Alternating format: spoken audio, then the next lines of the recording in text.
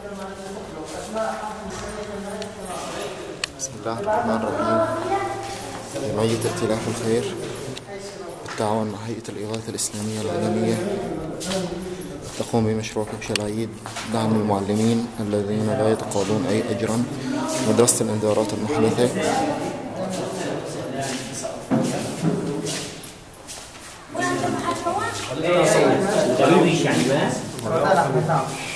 أول الآن سيد